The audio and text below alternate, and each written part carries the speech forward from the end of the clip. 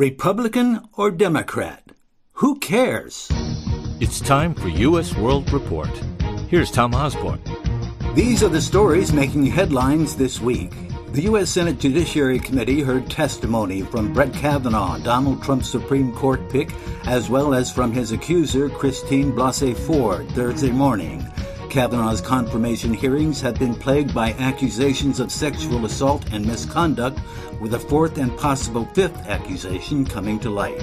The UN General Assembly opened with world leaders lurching to find their place in the order of the so-called Western crisis. President Donald Trump urged other nations to reject globalism and embrace patriotism at a speech to the General Assembly. Trump highlighted the achievements of his presidency, lashed out at his enemies, Iran foremost among them, and railed against multilateralism in its spiritual home, the UN General Assembly. In one of the more remarkable moments in the history of the annual UN summit, the chamber broke out in spontaneous laughter at Trump's claim that in less than 2 years, his administration had accomplished more than almost any administration in the history of the country. The president asserted that they were laughing with him.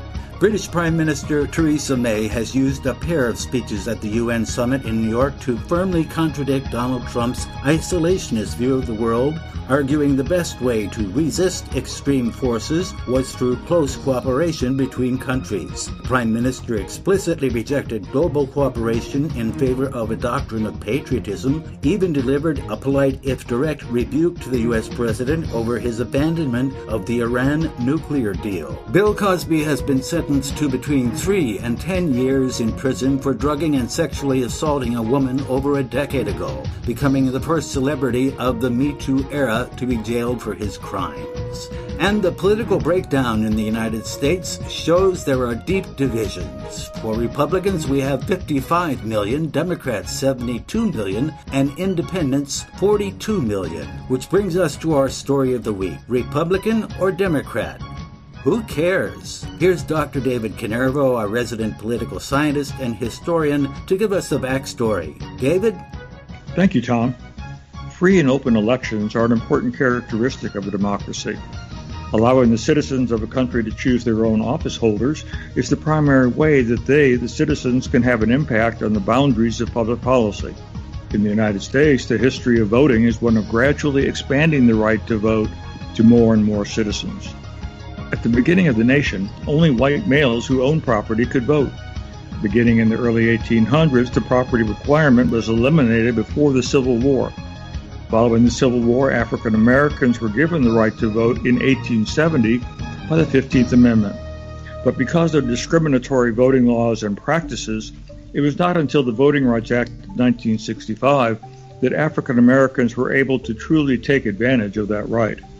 Women were given the right to vote throughout the country in 1920 by the 19th Amendment.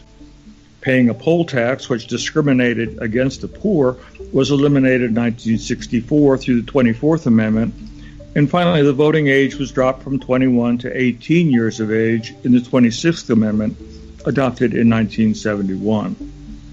Unfortunately, one of the characteristics of elections in the United States is that voting turnout, defined as the percentage of citizens 18 years of age and older who actually vote, is lower than in many other democracies. For midterm elections, such as we will have in November, the national turnout is usually between 20 to 30%. For presidential elections, it is usually between 40 to 50%. Voting is a right that has been won for additional groups of people through hard work during our history and ought to be exercised so that the public policies that follow the election reflect the direction that a true majority of voters want to go. Ken? Thank you, David. Let's begin with this clip from CNN and former First Lady Michelle Obama. There are still millions of people who think that voting isn't relevant to their lives. Or they think that voting won't make a difference. Or they think the system is rigged, so why bother? Or maybe they feel overwhelmed, like the issues are too complicated and that politics is just too ugly. So they just don't want to get involved. Some folks are real busy, They're like, hey, I got so much going on. I'm just trying to get my kids to daycare, trying to get to work, maybe get some sleep. They just feel like they don't have time for anything else in their lives. And trust me, I get it. I get being busy. And I definitely get feeling frustrated.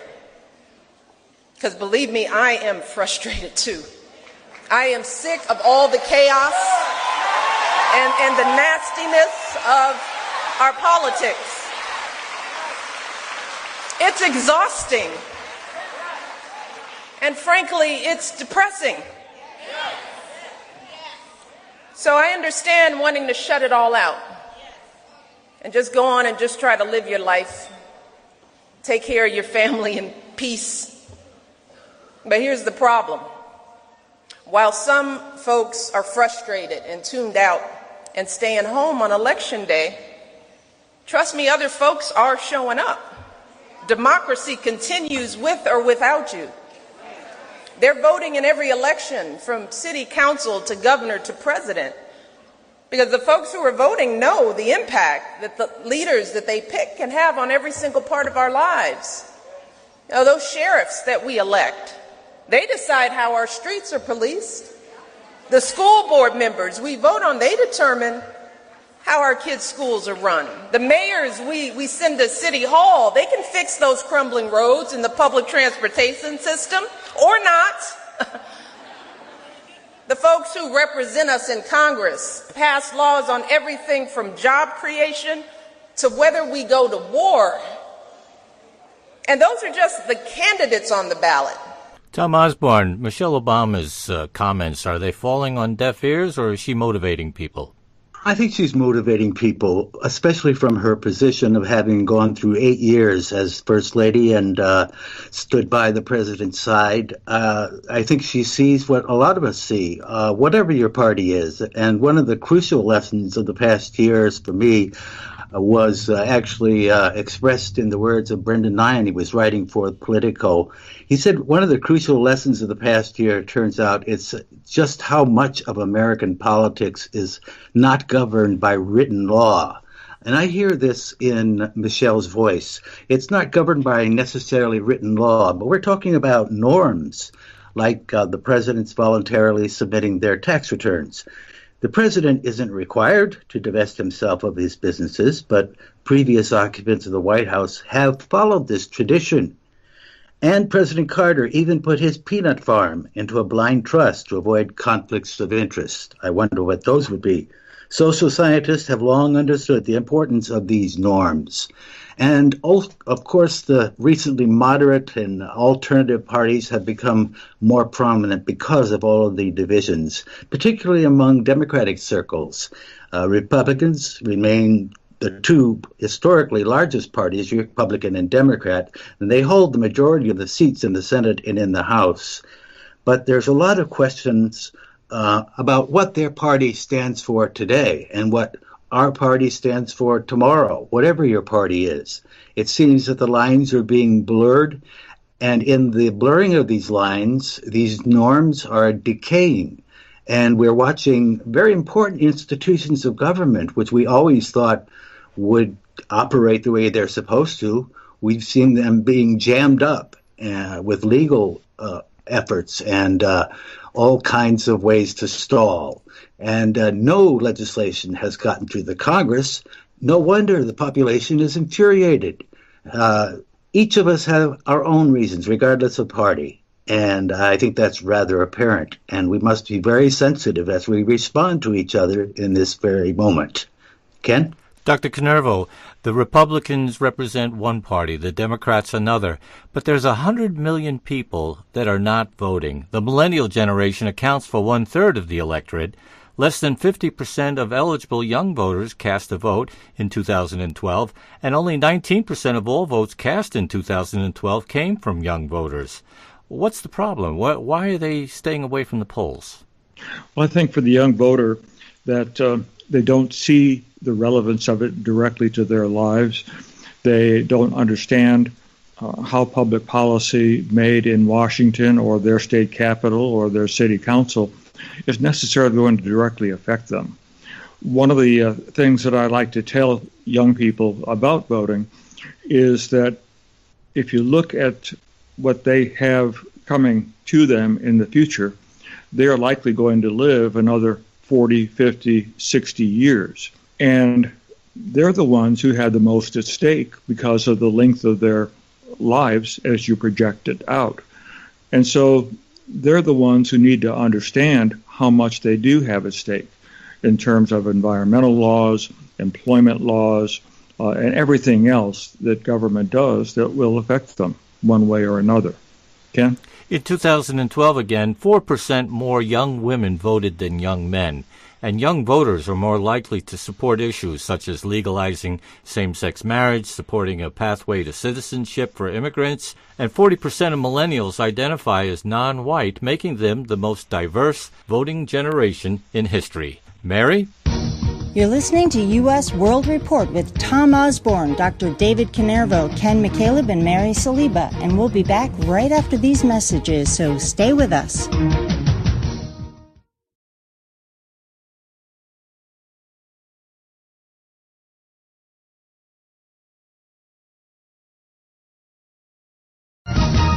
Welcome back to U.S. World Report with Ken McCaleb, Dr. David Canervo, Tom Osborne, and Mary Saliba. Ken? Thank you, Mary. This next clip is from the Vlog Brothers, and it's titled, Why I Didn't Vote. Thank you for the brilliant and astonishingly comprehensive youtube.com/howtovoteInEveryState. After seeing it, I went on Twitter and asked eligible American voters who don't intend to vote what their reasoning was, and today I want to respond to the 6 concerns I heard the most. Number 1, by far, I do not want to choose between the lesser of 2 evils. 2 things. First, in most states there will be more than 2 candidates on the ballot. Secondly, I think maybe you do want to choose between the lesser of 2 evils. You know, because it's the less evil choice. By not voting, you're essentially ranking the candidates as equally evil, which I think is technically impossible given their vastly different policy positions. Also, you're not just voting for president. I know it might feel that way because of national media coverage, but the elections down the ballot are extremely important. It's not just your senators and U.S. congresspeople, it's your state legislators who make the laws in your state, the school board members who decide what the curriculum is going to look like in your schools. Those elections have a massive effect on the community you live in. Okay, concern number 2, I am not informed on the issues and or don't care. So if you don't care who your elected representatives are, we agree on this one. You should not vote. But it's not really that hard to get well informed. You can go to youtube.com/howtovoteInEveryState, find your state, find a sample ballot. Then you can go to the candidates' websites, or if it's a race for U.S. Senate or Congress, there's a great website called Ballotopedia, link in the doobly-doo. Concern 3, I'm a Republican in a blue state or a Democrat in a red state, so my vote doesn't matter. First, your down ballot votes might matter, but I'd argue your vote matters regardless. Like, you're right that your vote isn't going to tip the election, but by not voting, you're making politicians in your state believe that their state is less politically diverse than it actually is. And I think that's dangerous because a strong minority has a moderating effect on the party in power, both at national and local levels, and God knows we could use some moderation. Concern 4, the system is corrupted by money and votes don't actually matter. I agree that the system is corrupted by money. I just don't think we're going to fix it by not voting, because not voting out of protest looks to the system exactly the same as not voting out of apathy. Also, I don't think money negates the power of your vote, and I think rich people know this actually. Like 57.5% of eligible American voters voted in the 2012 election. 99% of millionaires did. Literally. Number 5, illness or disability or transportation problems. One of my many frustrations with U.S. voting laws is that in lots of states it's really difficult to vote if you are sick or disabled. Also, if you need a ride on election day, most local political parties will pick you up and take you to the polls even if you're not voting for their candidates. Okay, lastly, number 6. I am overwhelmed with the process of registering and have never voted before and find this whole thing intensely scary. Yeah, I can relate. Like 16 years ago, and I just moved to Chicago, but I didn't know where I technically lived. Like, I was sleeping in the walk-in closet of a Chicago apartment that my name wasn't on the lease of. But my driver's license said I lived with mom and dad back in Florida, where most of my stuff was. And it was a stressful and overwhelming time, and I had no idea how to register, and suddenly I looked up and the deadline had passed. It's true that the system makes it hard for people who move around a lot to vote, but I lacked the fortitude to stand up to that system, and it's one of the great shames of my life. I feel like I failed my community and myself, and also people who live far away from me who desperately want the opportunity that I took for granted. Of course, my vote wouldn't have changed the outcomes in any elections, but the combined votes of even 10% of the thousands of people who were like me, that would have changed some outcomes. If you're eligible to vote in the United States, I'm asking you to become a registered and informed voter and to make your voice heard, even if it's hard. In fact, especially if it's hard. Dr. Canervo, we know a lot of people who have used one or more of these 6 reasons not to vote. Is the midterm election on shaky ground? Well, if you mean shaky grounds that eventually we're going to do away with them, no, that's not going to happen because of the constitutional requirement for voting to occur every 2 years for the House of Representatives. But if we mean shaky grounds in regard to we're going to have an election and nobody comes, perhaps so. Certainly there will be always a minority of people who do turn out to vote, who do feel committed to supporting our election system and our governance system, which is what voting does. It says to the rest of us and to our office holders that we consider this government to be a legitimate government, one that we believe in, and one that we're going to support by participation at the voting booth. For that to go down the drain, so to speak, would be a major problem. We don't want a situation such as perhaps existed in Germany in the 1930s when power was given over to Hitler or to Mussolini in Italy or to any other country where people through apathy or whatever reason decide not to participate, because if we as citizens don't participate, then others will jump in and take advantage. And we certainly don't want that to happen. Ken? Tom Osborne, has big money corrupted the system? Absolutely, I think it has. And also the gradual degradation of what the parties used to stand for when they were formed. For example, you look at the Democratic Party, it's usually associated with progressiveness and equality, and we know all of the symbols. The donkey is considered strong and stubborn, but one of a strong-willed animal.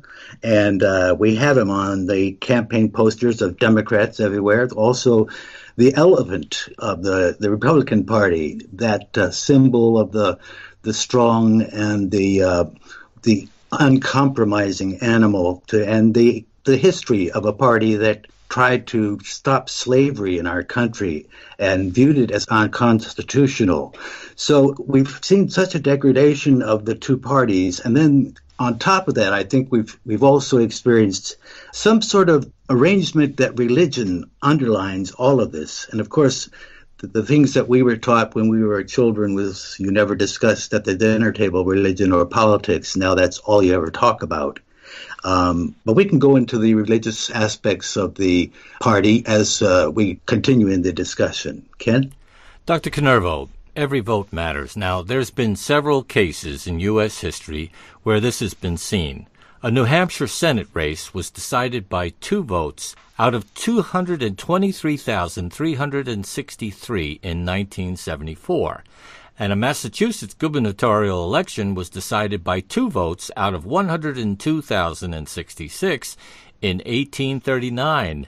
And the Alaskan congressional race was decided by a single vote out of 10,035 cast in 2008. So, every vote does matter, doesn't it? It certainly does. And in fact, I have seen within the last decade or so a couple of local races that were decided by literally a coin flip because the vote was tied at the end of the day.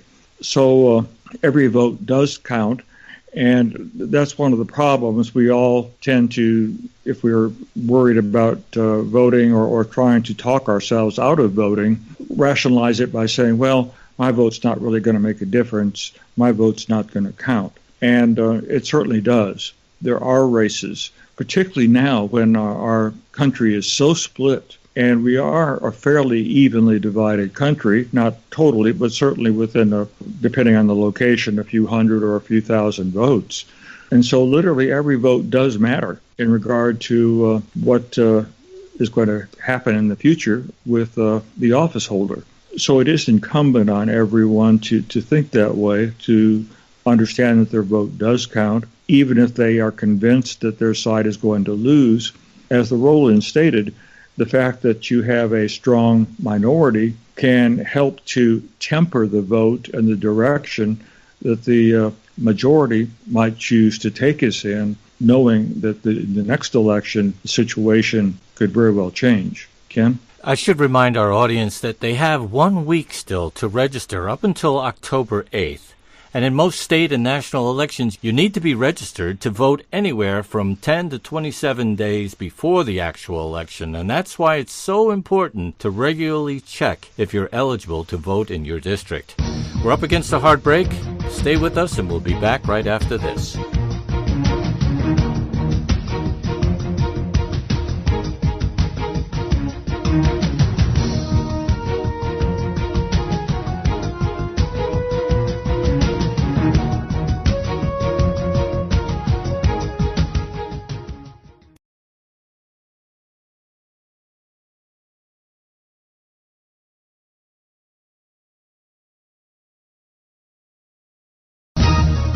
Welcome back to U.S. World Report.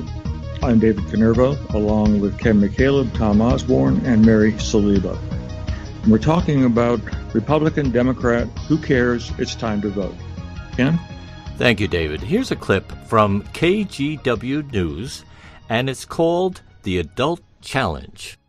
Hello, everyone. Welcome to Tonight with Cassidy. Of course, we are finishing up day one of our second Adulting Challenge here on the show. You guys voted last night.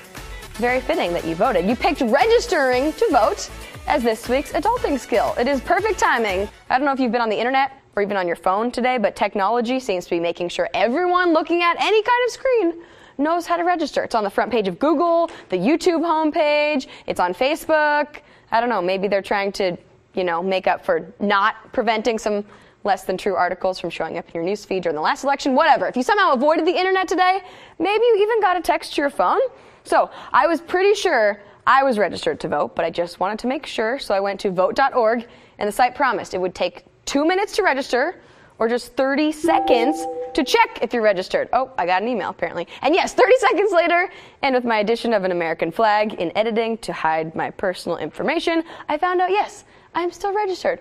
Whew. So yes, go check if you're registered, and if you're not, or you need to change your address or anything, go to vote.org. Or go on social media. It'll probably tell you how to do it. And then go join our Facebook group, Kicking It with Cassidy, to tell us that you are totally acing this adulting thing. Tom Osborne, Kicking It with Cassidy. Will this adult challenge work?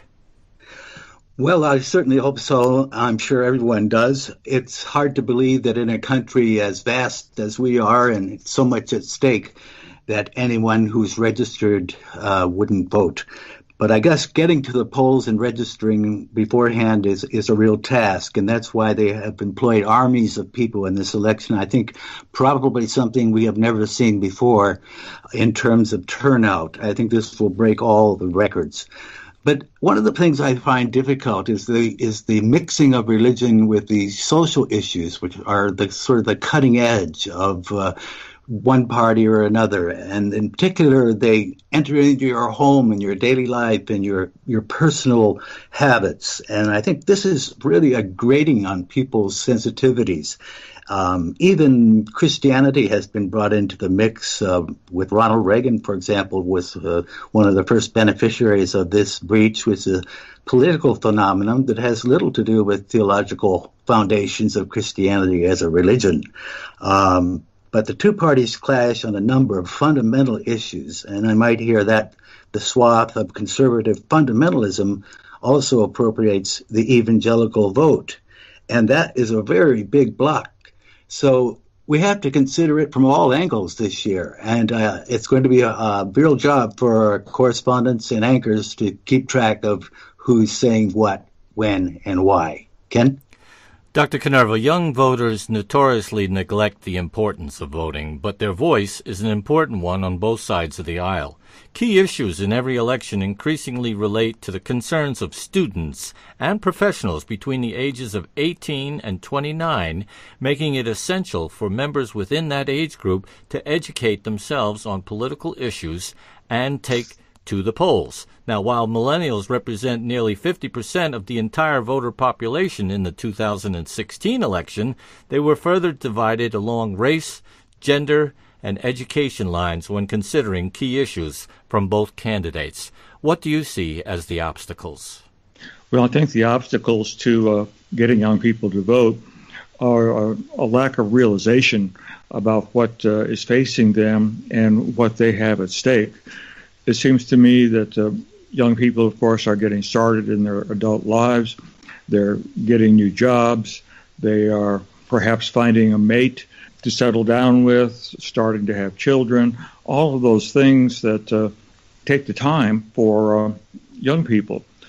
But at the same time, what they don't understand is that there are issues facing them, such as the future of Social Security, the environment, the health of the economy, a number of things that are going to have long-term consequences for their lives, and they need to understand that they have to take those seriously and make time to learn about them, but more importantly, of course, to make time to register to vote and to actually get out to vote. Most of those things don't take much time any longer because of legislation like the motor voter law. At college and high schools, they very often have voter registration drives. And so there are certainly fairly easy ways to vote, and they just simply need to take advantage of them, register, and then in the states that have early voting and various other mechanisms that help to get more people out to vote, take advantage of those as well. Ken? Well, while young people make up a large portion, the voting-eligible population, they are much less likely than those who are older to get out and vote. And in 2016, only 19% of people age 18 through 29 cast their ballots in the presidential election. You're listening to U.S. World Report with Tom Osborne, Dr. David Kenervo, Mary Saliba, and Ken McCaleb. We'll be back right after this.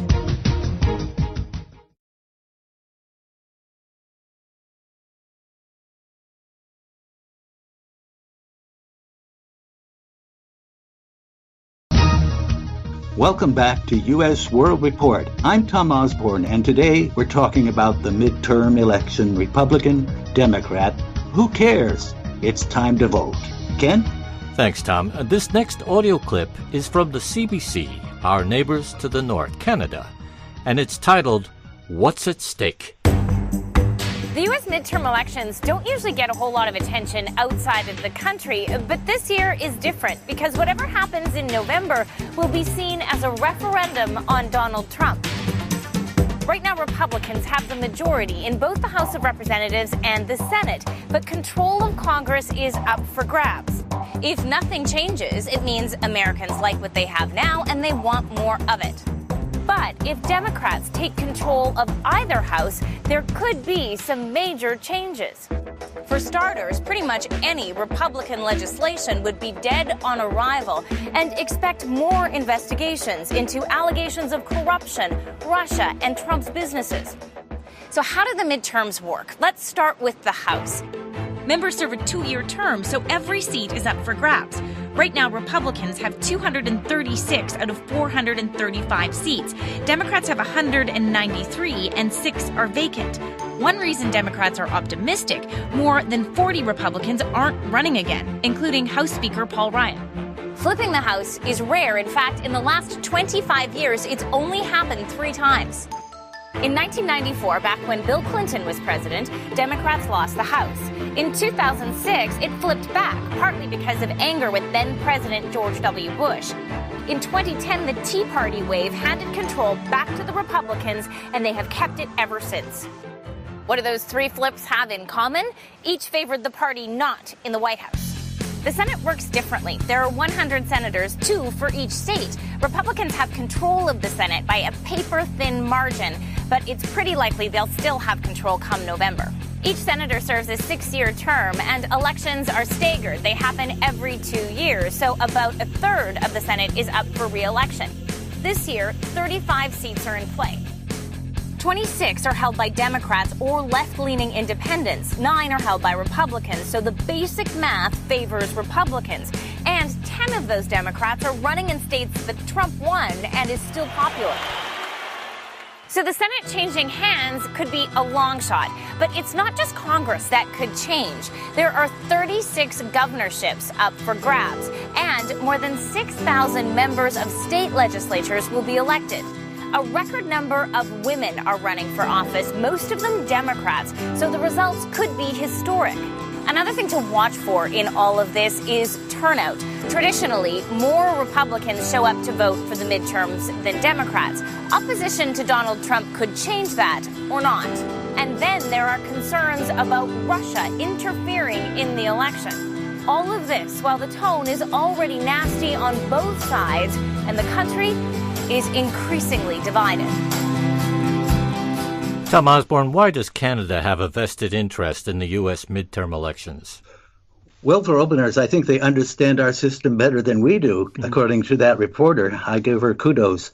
But, for close to a year and a half, Trudeau and his counterparts have employed various strategies to head off the conflict with this volatile administration. They've tried flattery and, of course, stonewalling and hours of schmoozing on the golf course.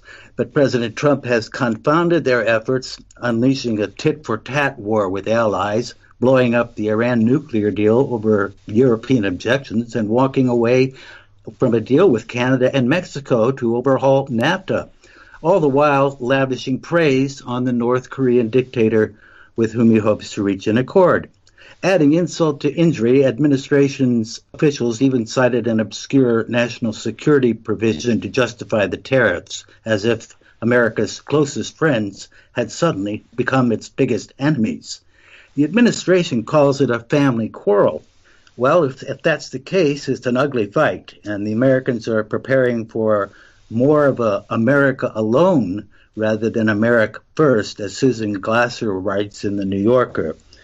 President has opened a forefront war in his administration. Over the last year and a half, many of them have come to realize with growing dread that it was inevitable that the United States would not be standing with Europe, and many senior European officials speak of it, as one ambassador to Washington did recently, as nothing less than a crisis of the West.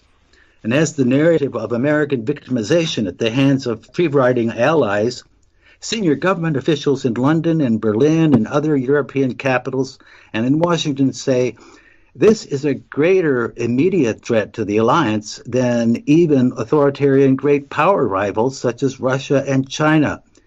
The administration may be reorienting U.S. foreign policy away from its closest friends, but traditional partners have no real strategy for how to respond. Last year, the German Foreign Office, for example, embarked on what two sources described as the first ever effort to produce an American strategy aimed at answering that question, with the goal of producing a strategy document similar to those it has for adversaries. German Chancellor Angela Merkel returned from the forays at the international summit very rattled and said Europeans must really take our fate into our own hands. Ken? Dr. Kanerva, what's Russia's stake in all this? Well, Russia does have a stake in this because of the president's feelings toward Putin and the Russian people. He has been pretty easy on Putin the last year and a half, and so Putin and Russia don't want to lose that advantage that they've acquired over the last part of the term. They, of course, have been beaten up and criticized by other administrations. This one, not so much. And so they would like to maintain the president's good terms, and having a Republican House and Senate who aren't going to criticize the president certainly helps that to continue. Ken? Well, here's a thought to our audience, especially our young millennials. You may not care now, but you might in 4 years. And you may be feeling that choosing a president or a senator just isn't something that affects your life right now. And you might not yet be struggling with issues like college debt or finding a full-time job. For many millennials, adulthood brings many new challenges like college, marriage, buying a house, paying for your own health insurance, and starting a business, all of which could radically change your perspective on political issues. While you can't predict who or where you'll be in 4 years, you can be sure that the political officials elected into office and the policies they implement will impact your life in the coming months and years. Well, we do have to take a short break, and when we come back, Our editorialist, Mary Saliba, is going to sum things up, so stay with us.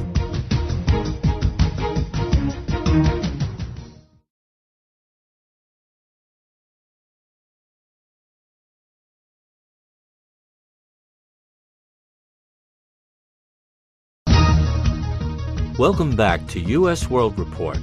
This is our show summary segment where we get a chance to hear from our news team editorialist, Mary Saliba. Mary? Thanks, Ken. Depending on your state, there are only a few more shopping days until the big day, registering for the midterms. If you're happy, vote to keep the status quo.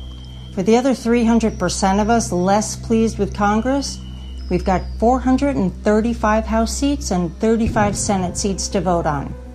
After watching the Republican Congress and White House take a 19-month tour of America unchecked and unbalanced, we need every single voter to show up for the midterms like the country depends on it, because it does. Congress is centered on the agenda of the American monarchy, a small group of older white Republican male senators led by King Mitch McConnell, which represents no majority, no range of issues, nor does it comply with its constitutional duty to balance the power of the executive branch. Instead, it is turned away from any constitutional breach so long as the president does the one thing they ask, appoint justices from the king's wish list. Midterms historically only get about a 40% turnout, compared to around 60% for a presidential election. In 2016, non-voters determined the outcome of the election more than votes cast. Not voting is a vote. Some area voters chose third-party candidates, confident their neighbors would carry the party. Bernie or bust while reaping the benefits of their party's win. Didn't work out that way. This midterm election is not about a president. It's about America and whether or not we will remain a democracy or a country ruled by a small minority of men representing the agenda of a small minority of men. Never has it been more apparent than today that every American must show up in November and break up this club before it settles in for another tour of its own interests. This has been Mary Saliba for U.S. World Report. Ken? Thanks, Mary. Dr. Canervo, would you like to wrap things up for us today? Thank you, Ken. It seems to me that if citizens in this country believe in democracy, then there's no reasonable or rational reason that they shouldn't vote. Voting is the primary way by which we set the boundaries and the direction of public policy in this country, and it's incumbent on every one of us who are adults to get out there and vote. Ken? Tom Osborne, they've got a week to register, and as always, you have the final say. Thank you, Ken. I'd like to close our program, especially during this tense and painful political moment in our country's history. This is from John F. Kennedy in one of his greatest speeches made at American University just 5 months before he was assassinated. What kind of a peace do I mean? What kind of a peace do we seek? Not a Pax Americana, enforced on the world by weapons of war, not the peace of the grave or the security of the slave. I'm talking about genuine peace, the kind of peace that makes life on earth worth living, the kind of peace that builds a better life for our children. Not merely peace for Americans, but peace for all men and women. Not merely peace in our time, but peace for all time. And with that, please register to vote. And we value your thoughts and opinions and welcome your visit to our website, usworldreport.org. And please email your thoughts to usworldreport@gmail.com. For Mary Saliba, Ken McCaleb, Dr. David Canervo, and myself, Tom Osborne, thanks for listening.